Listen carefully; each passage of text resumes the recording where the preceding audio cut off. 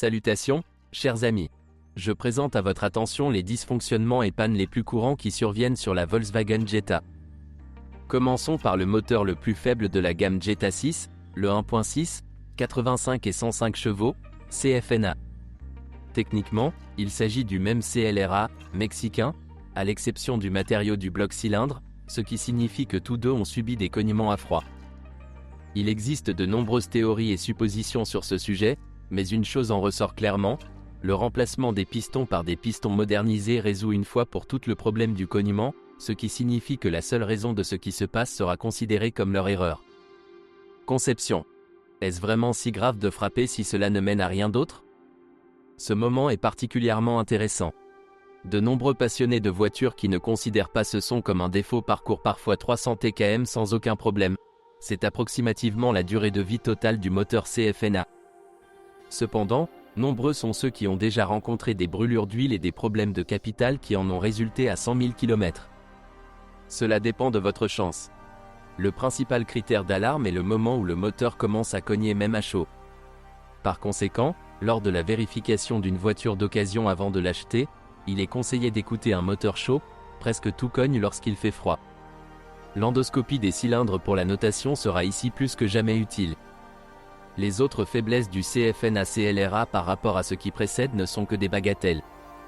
Comme sur la jeune Polo, le collecteur peut se fissurer sans aucune raison, et le remplacement de la pompe tous les 70 à 80 TkM peut être considéré comme acquis, ce qui s'applique en fait à tous les autres moteurs Jetta. Vous n'avez pas à vous soucier de la chaîne 1.6, 105 chevaux, pour les 200 prochains TkM. Depuis 2015, le CFNA bruyant et obsolète sous le capot de la Volkswagen Jetta 6 a été remplacé par un silencieux 1.6 CVWA à entraînement par courroie, 110 chevaux. Les pistons se sont calmés, apparemment pour toujours. Le seul regret est que de nombreuses personnes ont développé une brûlure d'huile qui, comme dans le cas du cognement de son prédécesseur, n'entraîne rien de dangereux dans la plupart des cas. Je crains que les rumeurs sur la tendance des moteurs turbo à briser les cloisons des pistons ne soient pas du tout des rumeurs, mais bien une réalité. Et le plus dangereux à cet égard sera le « exagéré » 1.4 TSI Cava, 150 chevaux, un peu plus fiable que le 1.4 CAXA, 122 chevaux, et le très bon moteur relativement nouveau 1.4 TSI CZDA, 125 chevaux, de l'EA211. Série. D'une manière ou d'une autre, avec plus ou moins de probabilité, tout le monde risque d'accéder au capital. Si vous faites le plein une fois sans succès, achetez des pistons neufs ou, mieux encore, forgés. Rien ne dépend du kilométrage de la voiture, cela dépend de la qualité du service et du ravitaillement. Plus vous êtes sceptique quant aux périodes prévues pour changer l'huile et les bougies d'allumage, plus vous appuyez doucement sur la pédale d'accélérateur et mieux vous faites le plein d'essence, moins il est probable qu'un moteur moderne ne vous fasse pas payer en or pour la dynamique et l'économie de carburant. Les moteurs 1.4 de la série EA111, CAXA et Cava, partagent d'autres problèmes et faiblesses systématiques. Par exemple, la pompe d'injection de carburant peut commencer à cogner, mais fonctionner toujours correctement. Il ne reste que peu de nerfs avant de tomber en panne et d'acheter une nouvelle pompe. La turbine dans les deux cas ne dure souvent pas jusqu'à 150 TkM, mais nombreux sont les chanceux qui n'ont pas changé la cartouche après avoir parcouru 200 TkM. Le blocage de l'actionneur et de l'entraînement du registre se produit beaucoup plus tôt si le mécanisme d'entraînement du registre n'est pas lubrifié à temps. Les conséquences et le coût de leur élimination peuvent être complètement différents, des petites choses au coût de remplacement de l'ensemble du carter de la turbine. Et bien sûr, la chaîne. Pour les moteurs 1.4 TSI turbocompressés de la série EA111, l'entraînement de distribution d'origine ne parcourt généralement pas plus de 100 TkM. Il commence à cogner au démarrage. Il est préférable de les remplacer avec les étoiles, car elles, étant fabriquées en Chine, s'usent également à ce moment-là et deviennent souvent l'une des raisons d'un allongement prématuré. Comme vous pouvez le constater, la fiabilité de la Volkswagen Jetta 6 dépend directement de la motorisation choisie. Les caractéristiques des moteurs turbo sont impressionnantes, mais les risques de dépenser des sommes importantes en réparation sont incomparables. Il ne sera pas facile de décider lors du choix d'une boîte de vitesse pour une VW Jetta 6 d'occasion.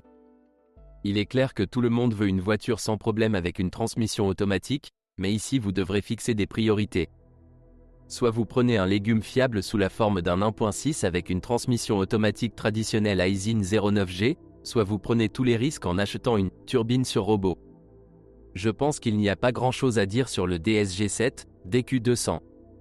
Dans l'ensemble, la boîte présente 3 principaux points faibles: l'embrayage, la mécatronique et les fourchettes de vitesse. Les doubles embrayages, selon le style de conduite et la fréquence des adaptations, durent de 50 à 130 000 km.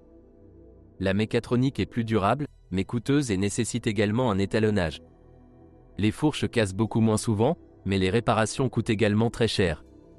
Si vous aimez l'overclocking dynamique, n'allez pas mettre à jour le firmware, faire des adaptations et penser généralement que le DSG est le même, automatique, que tout le monde, alors le robot deviendra pour vous un problème stable et coûteux.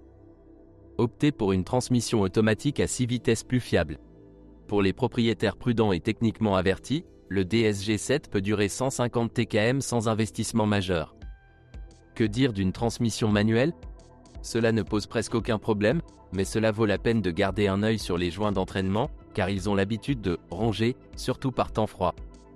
Il est préférable de traiter une fuite immédiatement, avant que la boîte de vitesse ne perde son lubrifiant.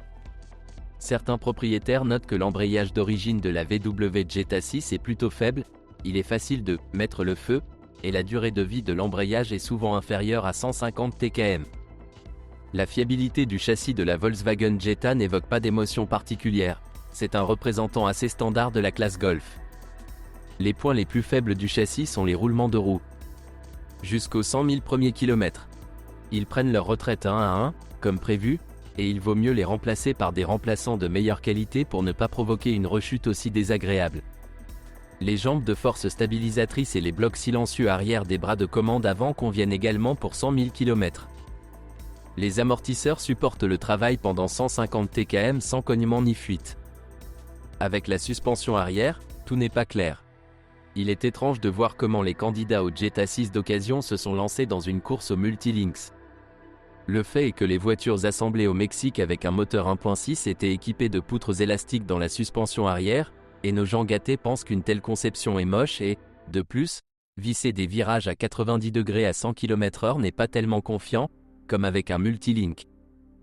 Il rejette complètement ces options, sans penser à l'avenir. Jusqu'à 200 000 km, le propriétaire ne ressentira aucune différence dans l'entretien, mais ensuite, lorsque les blocs silencieux arrière deviennent inutilisables, les propriétaires de la Jetta, multibras, regardent avec envie les constructeurs de poutres. Mais il n'y a nulle part où aller, il faut le réparer. Les problèmes avec la crémaillère de direction sont rares, de plus, l'unité est tout à fait réparable et des services spécialisés peuvent résoudre le problème à relativement peu de frais.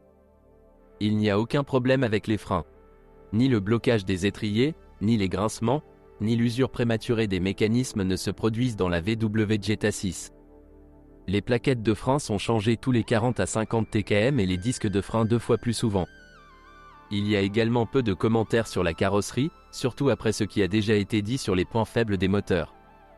La peinture, comme celle de toute voiture relativement moderne, n'est pas la plus durable, mais il ne s'agit même pas des rayures, inévitables au quotidien, mais de la résistance à l'écaillage, qui afflige Volkswagen depuis des décennies.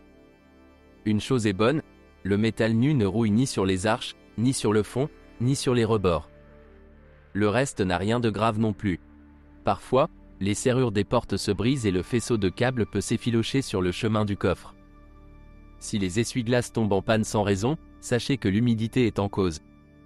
Vous démontez le moteur d'entraînement, nettoyez, lubrifiez, rétablissez les contacts si nécessaire, remontez et continuez. Ce sont toutes les informations sur les problèmes de la Volkswagen Jetta. Si vous en savez plus ou n'êtes pas d'accord avec ce que vous avez entendu, je vous attends dans les commentaires.